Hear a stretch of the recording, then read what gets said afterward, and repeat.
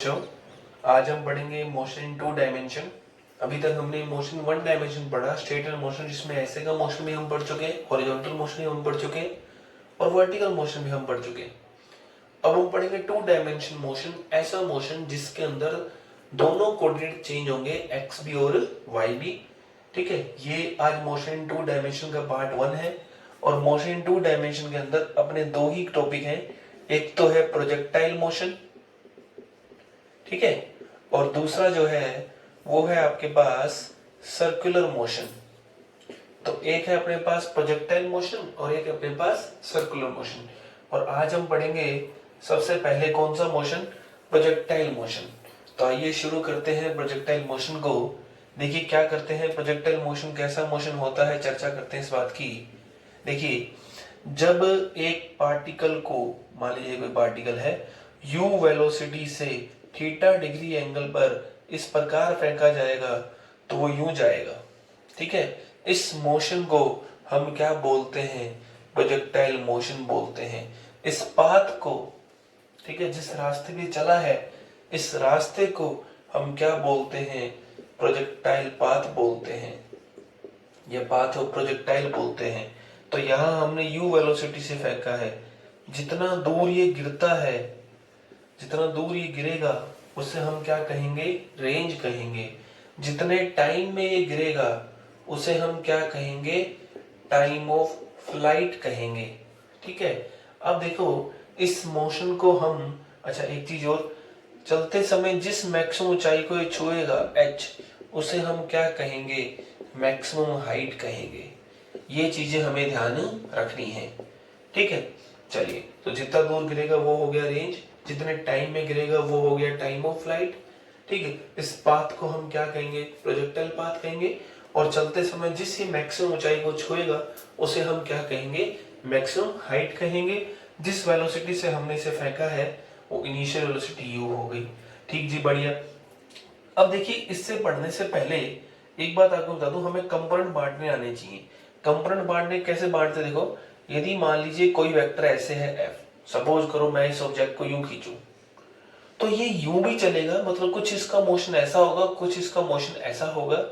तो कितना किधर जाएगा, तो उसको कंपोनेंट बांटना कहते हैं। मतलब मान लो मैं इस पार्टिकल को, मार्कर को यूं खींचूं तो सिर्फ x में जा रहा है, यदि मैं यूं खींचूं तो सिर्फ y में जा रहा है, यदि मैं यूं खींचूं तो ये x में भी जा रहा है, y में भी जा रहा है। तो कितना x में गया और कितना y में गया उसे ही कंपोनेंट बोलते हैं। तो जहां देखिए थीटा होता है, ये f है, ये थीटा है, तो जहां थीटा होता है वहां आता है कोस। तो देखिए यहाँ u है, यहाँ थीटा है, तो एक कंपोनेंट इसका यहाँ आ जाएगा, जहां थीटा होता है वहां कोस आता है, तो यहाँ आएगा u कोस थीटा। तो ये आ गया यहाँ पर u कोस थीटा। फिर जो f कोस थीटा होता है उसके परपेंडिकुलर f को बीच में रखते हुए, फिर से सुनिए, जहां थीटा वहां कोस, और कोस के परपेंडिकुलर f को बीच में रखते हुए यहाँ क्या आएगा, f साइन थीटा आएगा। तो f यहाँ है, थीटा यहाँ है, यहाँ f कोस थीटा, और यहाँ f कोस थीटा के परपेंडिकुलर f को बीच में रखते हुए यहाँ f साइन थीटा। तो देखिए u है यहाँ, तो यहाँ कितना आ गया, u कोस थीटा आ गया, यहाँ कितना आ गया, u साइन थीटा आ गया। ठीक, दो तरह की डायरेक्शन है, इसे मैं बोलूंगा हॉरिजॉन्टल डायरेक्शन। तो ये होगी हॉरिजॉन्टल डायरेक्शन, या आप इसे x डायरेक्शन भी बोल सकते हैं। ये हो गई y डायरेक्शन, तो ये हो गई y डायरेक्शन। तो ये x डायरेक्शन, ये y डायरेक्शन, ये हमारे पास आ गया। चलिए बढ़िया, तो ये है आपके पास x डायरेक्शन में, तो ये हो गया ux, कितना आ गया, u कोस थीटा। ठीक है, फिर से देखिए, ये x डायरेक्शन में है इसलिए मैंने इसका नाम दिया x के अंदर, तो इसका नाम दिया x डायरेक्शन के अंदर हम अलग पढ़ रहे हैं, y डायरेक्शन के अंदर हम अलग पढ़ेंगे। ठीक है, तो x डायरेक्शन में कितना आ गया velocity, u cos theta. y direction में कितनी आई, देखो ये u है, ये थीटा था, तो y डायरेक्शन कितनी आ गई, u साइन थीटा आ गया। ठीक है, तो ये है हमारे पास, इस प्रकार से हमें ध्यान रखना है। ये x डायरेक्शन है हमारे पास, ठीक है, और ये y डायरेक्शन के अंदर क्या हो गया, वेलोसिटी कितनी हो गई, u साइन थीटा हो गई। चलिए, टाइम की कोई डायरेक्शन नहीं होती है। फिर इसके बाद नेक्स्ट आगे बात की जाए इसके अंदर, तो नेक्स्ट देखिए, हम एक यहाँ पर अजम्पशन लेके चलते हैं। हमारा अजम्पशन क्या है? अजम्पशन है हमारे पास कि यहाँ पर एयर रेजिस्टेंस जीरो है, एयर रेजिस्टेंस जीरो है। और जब एयर रेजिस्टेंस जीरो होगा, जब एयर रेजिस्टेंस जीरो होगा तब क्या होगा? एक्स डायरेक्शन में कोई भी फोर्स काम नहीं करेगा, क्योंकि देखो वाई डायरेक्शन में कौन काम कर रहा है? ग्रेविटेशन। जब ये ऊपर जाएगा तो इसे ग्रेविटेशन नीचे खींचेगा, तो वाई डायरेक्शन में तो ग्रेविटेशन काम कर रहा है, लेकिन एक्स डायरेक्शन में कोई भी काम नहीं कर रहा है। ठीक है, तो इसलिए एक्स डायरेक्शन में एक्सीलरेशन कितना हो गया? जीरो हो गया आपके पास। तो इससे एक्स डायरेक्शन में एक्सीलरेशन कितना है आपके पास? जीरो आया। ठीक, वाई डायरेक्शन में आपके पास एक्सीलरेशन कितना आएगा? देखिए, वाई डायरेक्शन में आपके पास एक्सीलरेशन आएगा जी। जी क्यों? ग्रेविटेशन के कारण। ठीक है, देखिए फिर से, एक्स डायरेक्शन में हवा के कारण जीरो, वाई डायरेक्शन में ग्रेविटेशन के कारण कितना? जी। किस तरफ? नीचे की तरफ। या यू साइन थीटा किस तरफ है? ऊपर की तरफ है। ठीक है, चलो मान लिया टी समय बाद आप यहां पर आ गए, टी टाइम के बाद आप यहां पर आ गए, यहां आ गए तो टी टाइम में ये कितना चला? यहां पर ये चला x कोमा y। माना x डायरेक्शन में x चला और y डायरेक्शन कितना चला? y चला। तो t समय में x डायरेक्शन में डिस्प्लेसमेंट कितना है? x। और y डायरेक्शन में डिस्प्लेसमेंट कितना है? y। इस x और y के बीच में रिलेशन क्या है? फिर से सुन लीजिए, किसी समय t में ये कहाँ आ गया? x में आ गया, मतलब x डायरेक्शन में x चलकर यहाँ आ गया, कोऑर्डिनेट है यदि ये ओरिजिन है तो। y डायरेक्शन कितना चल के आ गया? y। ये y किस ओर है? ऊपर की ओर है, इनिशियल से फाइनल। ठीक है, तो इन x और y में रिलेशन क्या है? तो देखिए, इस x और y में रिलेशन है आपके पास क्या? कि y बराबर x टेन थीटा माइनस का half g x square upon u square cos square theta. इस इक्वेशन को बोलते हैं इक्वेशन ऑफ प्रोजेक्टाइल। याद रखिएगा, काम आएगा आपके। ठीक है, y बराबर एक्स टेन थीटा माइनस का half g x square upon u square cos square theta. कैसे काम आएगी अभी इसकी चर्चा करते हैं, तब तक एक बार वापिस से देखिए, इसको वापिस से और समराइज करने की कोशिश करते हैं। तो देखो, हमने क्या पढ़ा कि x डायरेक्शन में एक्सेलरेशन कितना रहता है? जीरो रहता है। x डायरेक्शन में एक्सेलरेशन कितना रहता है? जीरो रहता है। y डायरेक्शन कितना रहता है? जी रहता है। किस ओर रहता है? नीचे की ओर रहता है। ठीक है, x डायरेक्शन में नीचे वाले लिख दिए u cos theta, y direction कितनी है? u sin theta. तो मैं यदि आपको वेलोसिटी लिखना चाहूं तो मैं ये भी लिख सकता हूं कि u बराबर u cos theta i cap plus u sin theta j cap, पहली बात। या मैं ये भी लिख सकता हूं ux i cap uy j cap. ये दो बातें ध्यान रखनी। अच्छा, मेरे से पूछे स्पीड बताओ, तो आपको याद हो तो मैंने वीडियो 3 के अंदर बताया हुआ पहले, काइनेमेटिक्स 1 के अंदर, क्या कि स्पीड किसी भी समय वेलोसिटी का मैग्नीट्यूड होती है। तो ये हो जाएगा यू एक्स का स्क्वायर प्लस यू वाई का स्क्वायर। एक बार क्वेश्चन आया एयरफोर्स के अंदर, क्या क्वेश्चन आया कि प्रोजेक्टाइल मोशन में कौन सी चीज कांस्टेंट रहती है? तो आंसर है यू एक्स।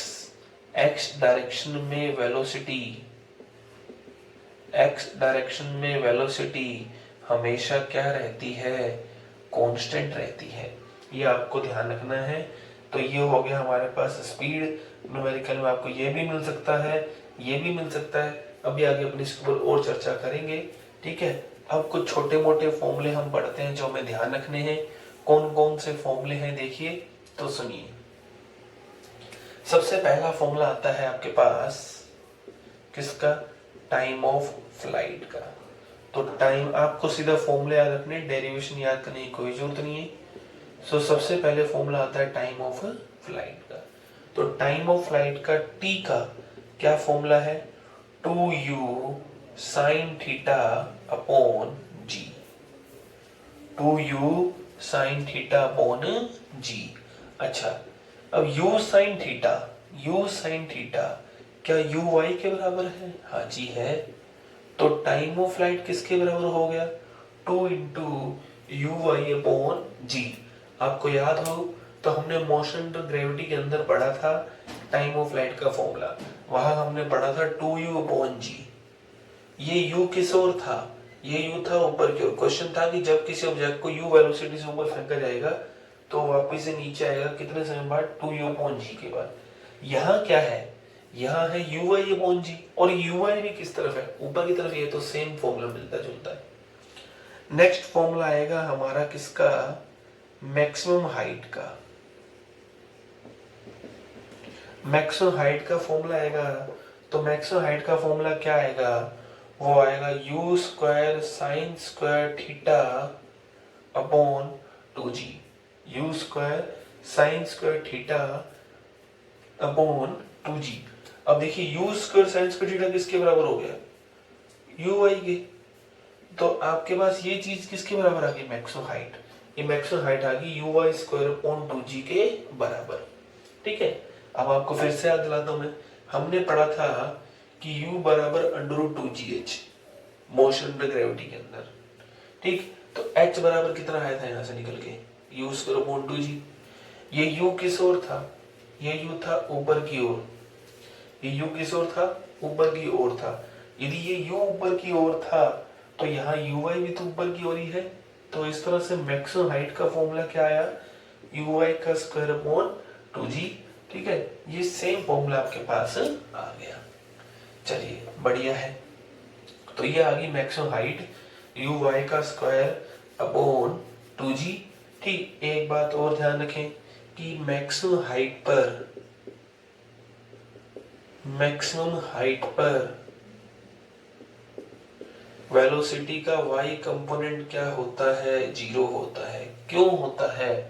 क्योंकि y डायरेक्शन में ऊपर जाते समय नीचे की ओर एक्सक्लेशन है g, और वो एक्सक्लेशन इस y डायरेक्शन की वेलोसिटी को कम करता चला जाएगा, और इसलिए इस मैक्सिमम हाइट पर वेलोसिटी का y कंपोनेंट क्या होगा? 0 होगा, जबकि x कंपोनेंट पर कोई इफेक्ट नहीं पड़ेगा, वो कांस्टेंट रहेगा। ठीक है, ये फॉर्मूला आएगा vx बराबर ux। ठीक जी, बढ़िया। तो ये हो गया मैक्सिमम हाइट का formula u square upon 2g। Time of flight का formula 2u sin theta upon g या 2 into uy upon g। Equation of projectile का फॉर्मूला y बराबर x tan थीटा माइनस का half gx square upon u square cos square theta. और क्या बात कही कि मैक्सिमम हाइट पर वेलोसिटी क्या होती है y कंपोनेंट की? 0। x कंपोनेंट की कितनी होती है? ux। ये सब चीजें आपको याद रखनी है, थ्योरेटिकल क्वेश्चन से पूछे जाएंगे। ठीक है, चलिए नेक्स्ट आता है रेंज का फॉर्मूला। मैं इसे हटा देता हूँ, नोट करना चाहो तो कर सकते हो स्क्रीन पोज करके। रेंज का फॉर्मूले की चर्चा करते हैं। देखिए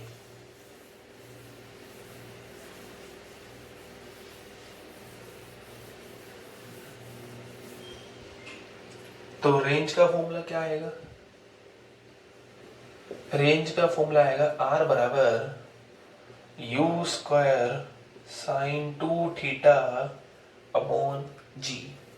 अब देखिए ये तो फॉर्मूला है ही, लेकिन क्या मैं इसे ऐसे लिख सकता हूं?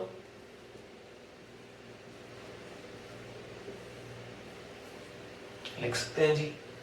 तो इसमें u एक तो इधर रख दूं और एक u उधर रख दूं, तो u साइन थीटा किसके बराबर हो गया? uy के बराबर। u cos थीटा किसके बराबर हो गया? ux के बराबर। तो ये फॉर्मूला किसके बराबर हो गया? 2 into ux into uy upon g। ये फॉर्मूला आ गया हमारे पास किसका? रेंज का। ठीक है, तो ये हो गया हमारे पास रेंज का फॉर्मूला। चलिए हाइट का फॉर्मूला क्या था हमारे पास? हाइट का फॉर्मूला था हमारे पास क्या? u square sine square theta upon 2g। ठीक भाई। टाइम ऑफ फ्लाइट का फॉर्मूला क्या था? 2u sin theta upon g। ये भी बहुत अच्छा। इक्वेशन ऑफ प्रोजेक्टाइल का क्या था? x tan theta minus half g x square upon u square cos square theta. बढ़िया। ठीक है, ये फॉर्मूला आ गए।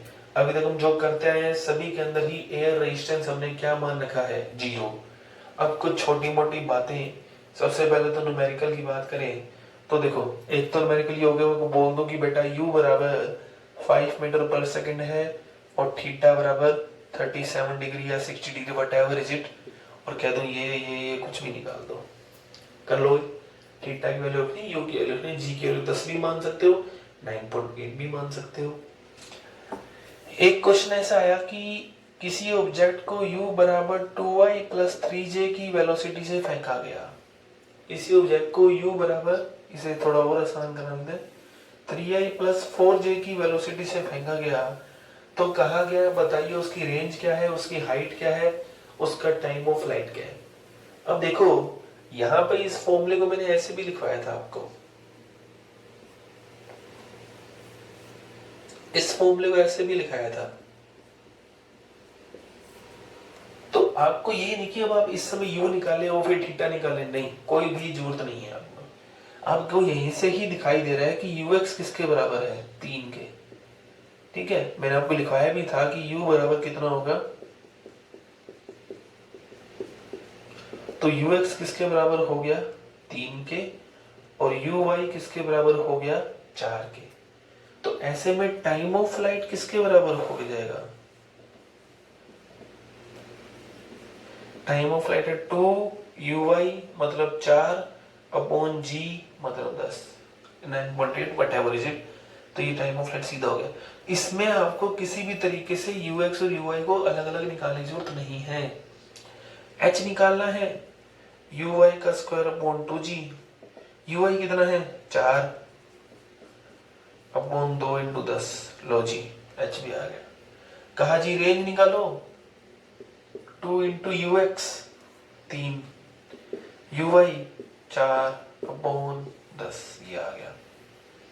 ठीक है, बोला जी इक्वेशन ऑफ प्रोजेक्टाइल निकालो, वो भी निकाल सकते हैं। देखो कैसे, तो सुने, ये नोट करना चाहो तो कर लो, मैं इसे इरेज कर रहा हूँ, फिर से समझ लो। ux uy, ये ux हो गया, ये uy हो गया, उसके जो भी फॉर्मूले थे वो हमें ux और uy के टर्म्स में पता थे और हमने कर दिया। एक ऑप्शन तो ये कि मैं आपको u दूं और थीटा दूं, वो तो आप कर ही लोगे आसान से फॉर्मूले में, लेकिन ux uy ना मिले तो आपको ऐसा करना पड़ेगा। अच्छा, अब वो देखो एक चीज, देखो ux क्या था, ux था 3, और फॉर्मूला क्या था ux का, u cos थीटा। ठीक है, uy क्या था, अब इक्वेशन देखिए, x tan theta minus half g x square upon u square cos square theta. ठीक है, x tan theta minus half g x square upon 2u square cos square theta था। चलिए बढ़िया, तो ऐसे में मैं यदि uy बटा ux कर दूं तो u ने u को तो मार दिया, साइन थीटा बटे कोस थीटा क्या होता है, tan थीटा, तो ये तो मेरे पास आ गया सीधा सीधा, है ना भाई। अच्छा, तो ये tan थीटा तो आ गया मेरे पास, और ये चीज क्या है, ये ux है, तो y बराबर x इंटू tan थीटा कितना है 4/3 minus half g x square upon u और कोस थीटा 3 का स्क्वायर। लो जी, ये आ गई इक्वेशन और प्रोजेक्टाइल, जो मर्जी निकलवा ले। यदि मुझे ये चीज दी जाएगी तो मैं कोई सी भी चीज यहाँ पे निकाल सकता हूँ। ठीक है, ये है प्रोजेक्टाइल मोशन के अंदर। अभी थोड़ा और डिटेल में बढ़ते हैं, आइए इसको इरेज कर रहा हूं मैं, सुनिए इधर, छोटी मोटी बातें देखिए क्या है तो सुने। देखो y बराबर आपके पास क्या था, y बराबर था x tan थीटा माइनस का half g x square upon u square cos square theta. यदि इसमें से मैं x tan थीटा कॉमन ले लूं तो यहां क्या बचेगा बच्चों, 1 कॉमन मतलब डिवाइड करना, यहां क्या बचेगा, half g x square upon u square cos square theta into x tan theta. Divide कर दिया ना मैंने इसके अंदर, x ने x को मार दिया, tan थीटा को मैं sin theta upon cos theta लिख सकता हूँ, कोस थीटा से कोस थीटा मारा गया। देखो फॉर्मूला पढ़ो, u square 2 2 cos theta sin theta cos theta upon g g. तो ये चीज किसके बराबर बन गई? ये चीज बन गई 1/r के बराबर। तो इस इक्वेशन को मैं ये भी लिख सकता हूं, y बराबर x tan theta into 1 minus x upon R. ठीक है, ये हो गया फॉर्मूला इक्वेशन का एक फॉर्म। तो अभी इस वीडियो के अंदर आपको सिर्फ फॉर्मूले बता रहा हूँ। कई बार जो मन में आ रहा होगा कि सर ने मैक्सिमम रेंज क्यों नहीं बताई कि 45 डिग्री में मैक्सिमम रहती है, वो चीजें अपने अगले वीडियो के अंदर करेंगे, जिसमें सारे पॉइंट्स लगभग 10-12 पॉइंट या 16-17 पॉइंट जो भी हैं वो सारे अपने एक साथ कवर करेंगे। अभी देखिए, और इसके अंदर छोटी मोटी बातें हम पढ़ते हैं, इरेज कर रहा हूँ मैं इसे, अब और सुनिए।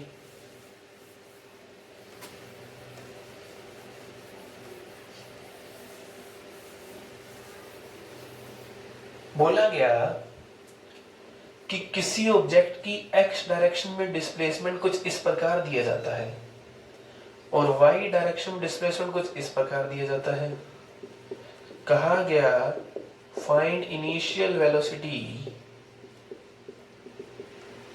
And acceleration. ठीक है, किसी ऑब्जेक्ट का x डायरेक्शन में इस प्रकार दिया गया डिस्प्लेसमेंट और y डायरेक्शन में इस प्रकार दिया गया। तो कहा गया ऑब्जेक्ट की इनिशियल वेलोसिटी और उसका एक्सेलरेशन बताइए। तो बेटा देखो, इनिशियल वेलोसिटी क्या होगी, dx अपॉन dt बराबर ux। अब ये x डायरेक्शन है ना यार, ये है क्या, ये है डिस्प्लेसमेंट इन x डायरेक्शन। ये क्या है, ये है डिस्प्लेसमेंट इन y डायरेक्शन।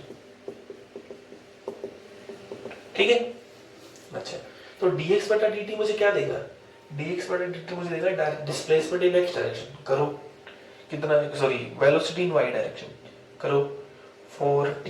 अच्छा ये क्या देगा, uy बराबर 12t cube, sorry 12t square, 3 आ गया प्लस 2।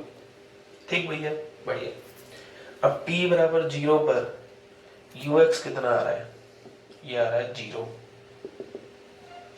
uy कितना आ रहा है, uy आएगा, रखो t बराबर 0 2। तो नेट वेलोसिटी कितनी आएगी, वेलोसिटी लिखने का तरीका था ऐसा, तो ये कितना हो जाएगा, ये लो वेलोसिटी आ गई। हो सकता है आपको ऐसा ना मिले, सिर्फ 2 मिल जाए, तो वो मैग्नीट्यूड है इसका, वेक्टर का मैग्नीट्यूड 0 का स्क्वायर प्लस 2 का स्क्वायर का। अच्छा एक्सेलरेशन निकालना है तो एक बार और डिफरेंशिएशन कर देते हैं, dux अपॉन dt आपको क्या देगा, dux अपॉन dt मतलब x डायरेक्शन में वेलोसिटी का टाइम के रिस्पेक्ट में डिफरेंशिएशन आपको क्या देगा, 4 dux upon dt। duy upon dt आपको क्या देगा, करो 24t प्लस 2 का कितना हो गया, 0। अब t बराबर 0 पर ax कितना है, 4। ठीक है, ay कितना है, 0। तो a कितना आ गया, आपसे कोई एक चीज पूछेगा वो, लो जी। ठीक है, तो इस तरह से इनिशियल वेलोसिटी इनिशियल एक्सेलरेशन भी आ गया। तो इस वीडियो के अंदर हम इतना ही पढ़ेंगे। इससे नेक्स्ट वीडियो के अंदर हम इस चैप्टर के जितने भी इंपॉर्टेंट थ्योरेटिकल पॉइंट हैं, ये चैप्टर सिर्फ इंट्रोडक्शन का था अभी, तो जितने भी इंपॉर्टेंट पॉइंट्स हैं इस चैप्टर के थ्योरेटिकल रिगार्डिंग, वो हम कल वाले वीडियो में पढ़ेंगे और हमारा प्रोजेक्टाइल मोशन पूरा हो जाएगा इसके साथ। नेक्स्ट हम करेंगे हॉरिजॉन्टल प्रोजेक्टाइल मोशन। तब तक के लिए पढ़ते रहिए, थैंक यू।